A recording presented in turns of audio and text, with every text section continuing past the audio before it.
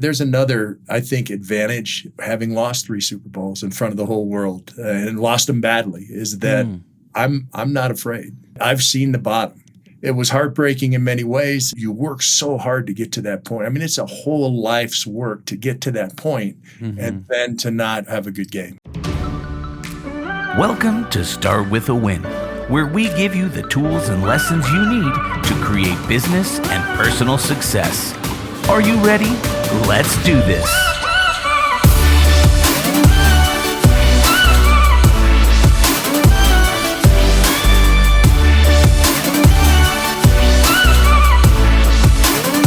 And coming to you from Brand Viva Media Studios in Denver, Colorado, it's Adam Contos with Start With a Win. Producer Mark, how you doing, buddy? I'm doing so good. I love that. I know. I'm really excited because we've got Karl Mecklenburg. Now, if you're not from the USA and if you're not from Colorado, and if you didn't grow up in the 80s and 90s, you may not know who he is. Or you might totally know who he is. But you should know who he is. Oh, yeah. Because Karl Mecklenburg is a former All Pro Linebacker for the Denver Broncos and appeared in 3 Super Bowls. So why wouldn't you know who he is? Right. Okay. Considered the NFL's most versatile player, Karl played all 7 defense front positions. He is now a motivational teamwork and leadership speaker, author, and podcast host. Karl, welcome to Start With a Win. Welcome, Karl. Thanks. Yeah, my pleasure. Hey, just to get it out of the way for our listeners. So I grew up in Denver, or South Denver, actually. And I think I probably rode my bike past your house stalking you at some point as a kid when we would ride around and get the hero cards and autographs and bang on people's front doors. But watching number 77 on the gridiron for the Denver Broncos and the leadership that you exhibited, unbelievable. So first of all, thank you for the lifetime of entertainment in the sports space. But you set a lot of standards in professional football that still stand, for crying out loud. I mean, you're still one of the top 3, linebackers on the Denver Broncos. I mean, there's all sorts of cool stuff that even a couple decades later, you're still known for. And now you're teaching corporate executives about the leadership principles that you've come up with. This is amazing. So thank you for being here. Like I said, my pleasure. It's amazing to me the connection between sports and any other team activity. Any novice sports person can watch a game on television and say, the team in white is playing like a team and the team in red is not. And I can see that. You can see that. Everybody can. But then they don't apply that to their own lives. They don't apply it to their business. They don't apply it to their family. They don't apply it to their community. My job, the way I see it, is to remind them of things they already know and be able to allow them to convert that understanding of what it takes to be a team and apply it to their own lives. I want to dive right into leadership because that's an interesting point that you just made here. And you're absolutely correct. When you're watching a game and you see people on their heels where they've lost forward momentum and now they have backward momentum. I know you've been in both of those positions on the field where you're like, we're just getting killed right now. Or you're like, we are killing it right now. Can you feel that difference on the field? And is there, because changing backward momentum is really hard to do and increasing forward momentum is really easy to do, it seems like. So, yeah. Momentum's a thing. There's no question about it in sports, in life. I believe that you have to have some standards that you're not gonna part from. Your standards of excellence that are this is who I am, this is where I'm going. This is a blip in the road, whatever's happening right now, if it's a negative thing, and this is a blip in the road too, if it's just something crazy that falls in your lap. I look at leadership as the clarity and consistency of your connection with your team. The clarity and consistency of your commitment, which is the day-to-day. This is what I committed to when I signed on with this team, and then the clarity and consistency of the cornerstones of your organization. Under Pat Bowlen, that was winning championships and serving the community. And if you didn't fit within those parameters, he'd find you somewhere else to work. I mean, that was part of being a Denver Bronco, and because of that clarity and that consistency, whether you're up or whether you're down, you're still trying to move higher. You're trying to take another step forward in your day-to-day activities and in your week-to-week games. That's incredible, and it speaks to the values of the organization. It seems, that culture that's built within the organization, and professional sports. That's a lot of work to build and maintain those values. And I love how Pat Bullen did that, and how his selection of coaches and players was all around that. Is that something that, it seems like the more public you are, the more that gets challenged every day. How do you combat against that and maintain your leadership while people are trying to throw stones at your values and your standards that you have on your team, yet you need to go out there and perform at the highest level? How do you continue to switch your mind on like that? Yeah, I think it has to do with personal commitment of this is who I want to be. This is where I'm going. This is who I am. And if you can apply that to your organization, it's amazing that people need leadership. And it's not just the CEO. It's all up and down the organization. So a team to me is like a teeter-totter, a seesaw. On one side, you've got leaders. They think long-term. They think we instead of me. They put the team passion, the team mission first. On the other side, you got egos. They think short-term. Where's my money? How little can I do today and still keep this job? And that thing goes up and down depending on the numbers on either side. So you got to have leaders throughout your organization. And if you want to tip that teeter-totter in the direction it should be going, you've got to develop leaders within your organization. It's not just you. It's the whole team. I played with a guy named Gary Kubiak. Yep. Gary was a ninth-round draft pick in 1983. I was the 310th pick in the draft, 12th rounder. But despite that, we were friends and we were teammates, and he was an amazing team guy. When he came in, he was going to be the starter. They traded Mark Herman for him. They had planned on him being the next guy, and then they ended up trading for John Elway, and he wasn't going to play. He knew he wasn't going to play. Instead of making a fuss, he figured out a way to be a leader from the sidelines, and he's still doing that. He's a consultant, I think, for the Vikings now. But he's won multiple Super Bowls. He's done all kinds of stuff as a player and a coach, and has just been a tremendous leader. I remember before every game, he'd come up to me before the game and say, "Meck, hold up the class." Now I'm thinking, what does that mean? Right. Well, we were drafted the same year. Maybe that's what that means. But I think bigger than that, it was, "Karl, I have worked so hard this week to get you prepared to play for this team." He was a scout team quarterback. He would imitate what the other quarterback would do. He'd watch film of the other team's quarterback, make sure he would throw the ball to the same guy against the same defense. He would go through all these extra steps to make us better. So to me, he's standing on the sidelines with a ball cap and a clipboard saying, "Meck, it's your turn. Hold up the class. Go out there and play." That's an interesting leadership concept, because he didn't have to go rah-rah you or, offer you a bonus or anything like that. It was simply his presence and a little nudge of leadership, some personal attention and appreciation. Talk to us about that. How much did that put gas in the tank? And does that put gas in the tank for an employee, from a leader, to come up and do that? Or from a star performer even, for a leader to come up and do that? What's the impact of that, and why should we be thinking about that as a tool for our leadership? Yeah, no question, Adam. That makes a huge difference. And we were teammates. We were on an equal level from a team graphic standpoint. But that same thing, that connection that leaders can build with their team, individuals.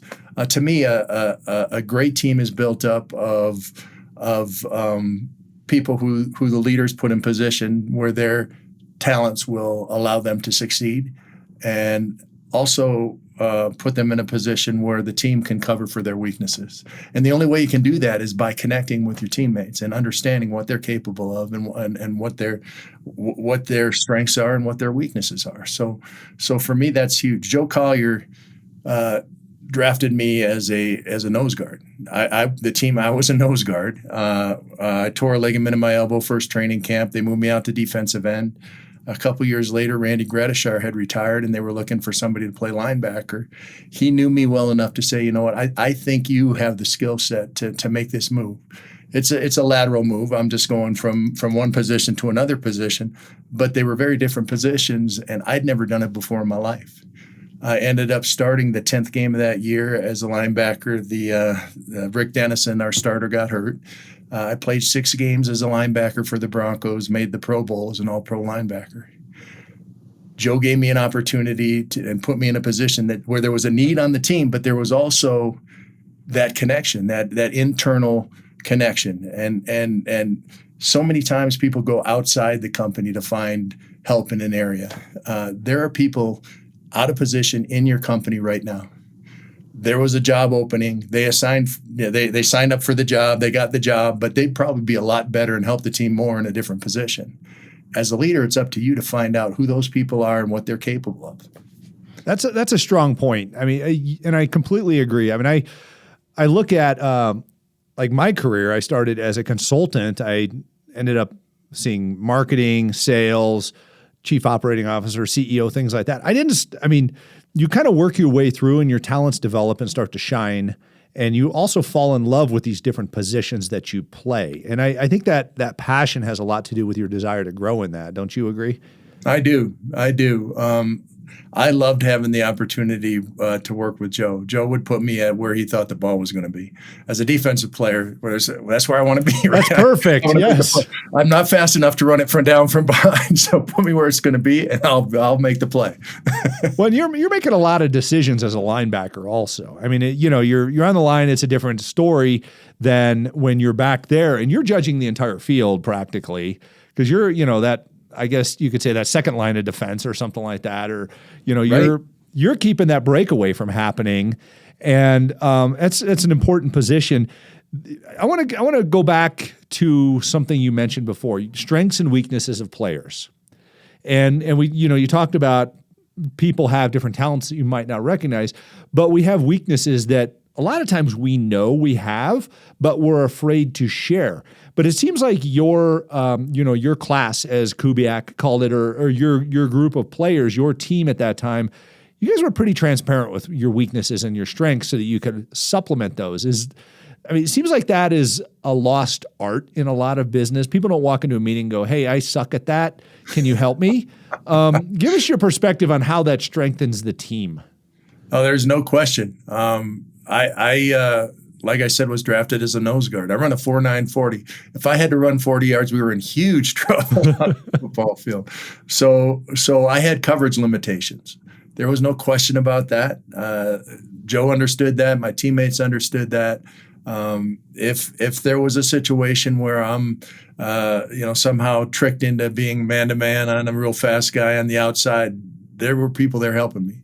And there was and I expected there to be people there helping me. And then again, if it's a goal line play and they didn't substitute properly and there's not a defensive lineman and an extra defensive lineman in the game, I'm going down on all fours and I'm gonna go back to my nose guard roots. And I did that numerous times.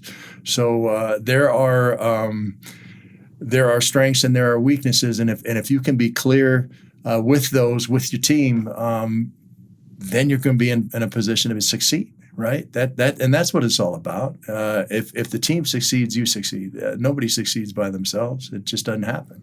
Awesome. Let's talk about a struggling team here. A lot of people that listen to this, we all end up on a struggling team at some point. Let's face it. Life is not Pollyanna, all, butterflies and unicorns and everything's perfect in life. And, we win every game, no problem. That's a bunch of BS. You gotta work for it and get better every day for it.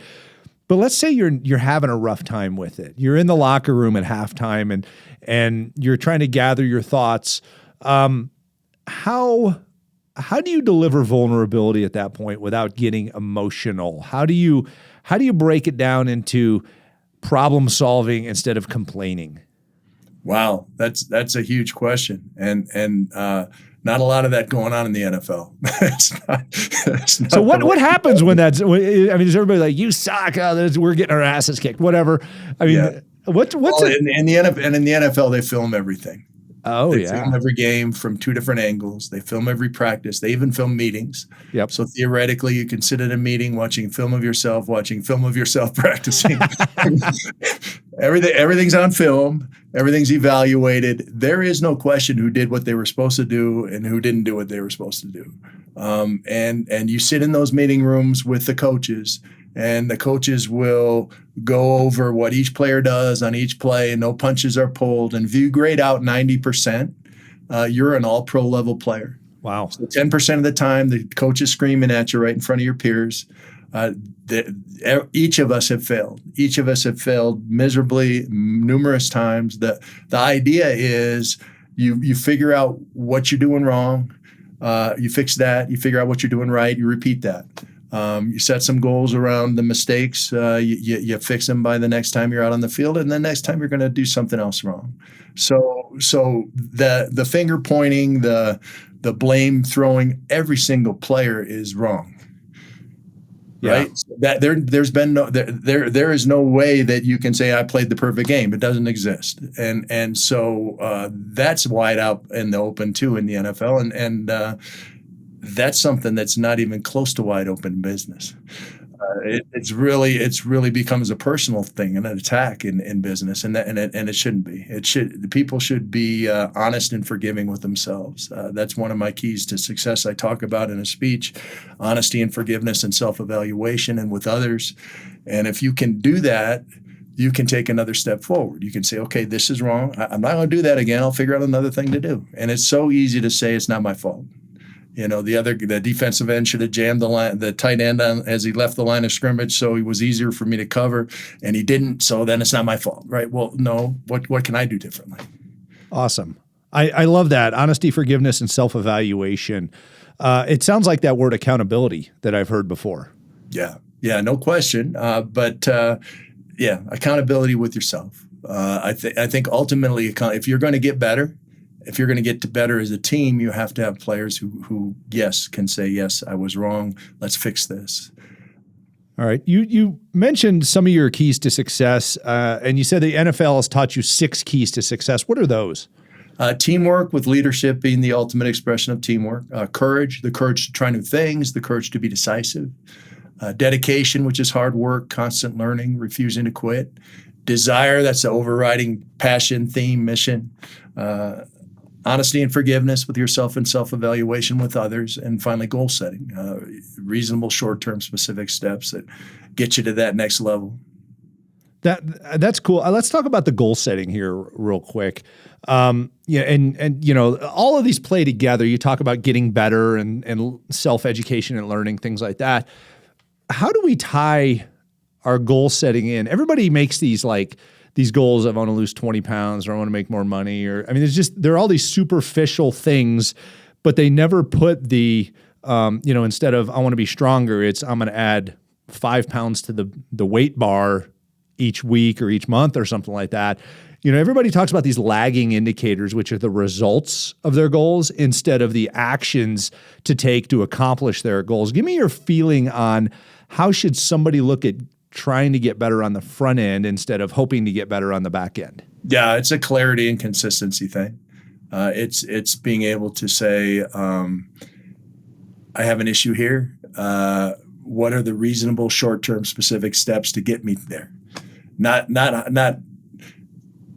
I'm going to do this, but I'm going to take this little step and this little step and this little step.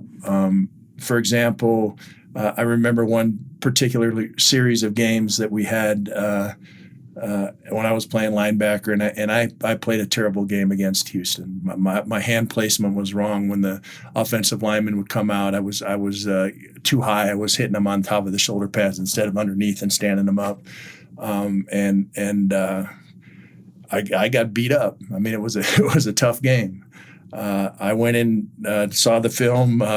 Coach Moore pointed out that I was getting beat up. There was no question about that. And I set some goals all week. That week in practice, I was putting my hands in the right place.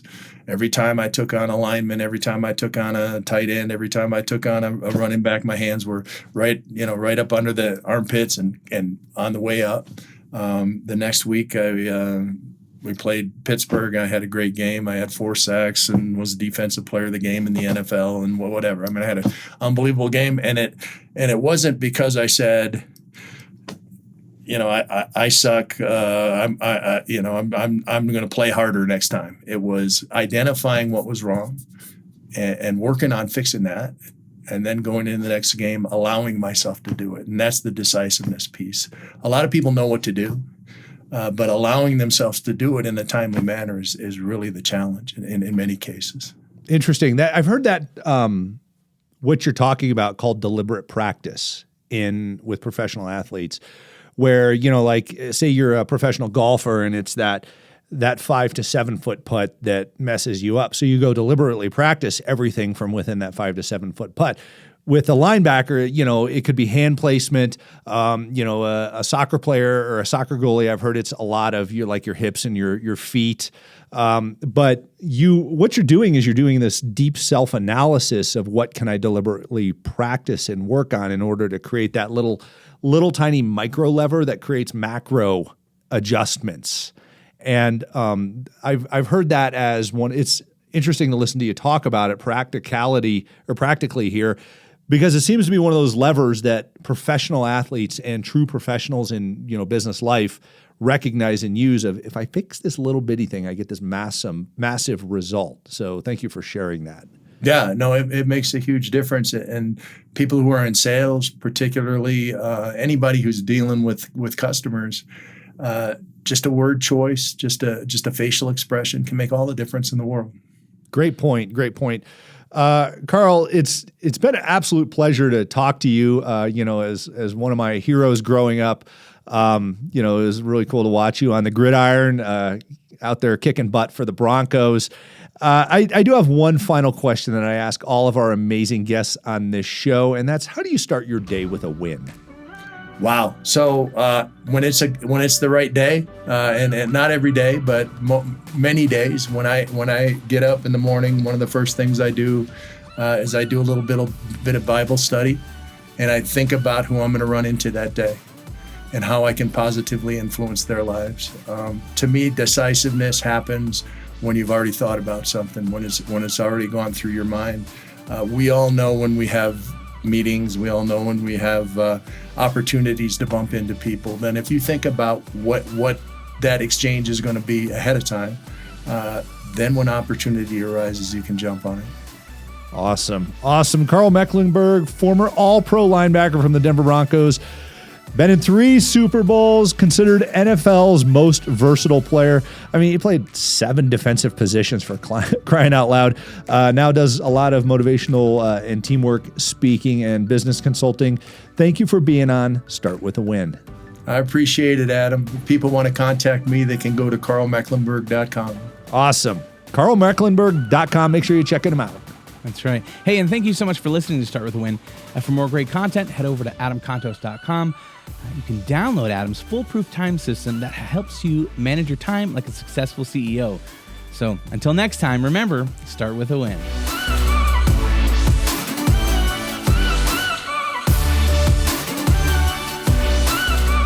All right. Hey, YouTube. All right. Here we are. The show after the show. All right. The continued show. Overtime. That's right. Overtime. Here we are. That's right. So,